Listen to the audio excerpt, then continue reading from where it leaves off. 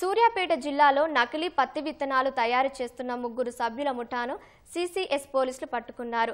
నిందితుల నుంచి 308 కిలోల నకిలీ పత్తి విత్తనాలు, విత్తనాల తయారీకి ఉపయోగించే యంత్రాలు, ముడి సరుకులను స్వాధీనం చేసుకున్నారు. నకిలీ విత్తనాల తయారీ ముఠాను పట్టుకున్న పోలీసులకు జిల్లా ఎస్పీ నరసింహ నగదు బహుమతి అందించారు. అదే పనిగా నకిలీ విత్తనాల తయారీకి పాల్పడే వారిపై పీడీ యాక్ట్ నమోదు చేస్తామని హెచ్చరించారు. తక్కువ ధరకు విత్తనాలు వస్తున్నాయని, నకిలీల బారిన పడి రైతులు మోసపోవద్దని కోరారు. గడ్డి మందును తట్టుకొని పండేటువంటి పత్తి విత్తనాలను తయారు చేసేటువంటి ఒక వ్యక్తిని అదుపులోకి తీసుకోవడం జరిగింది.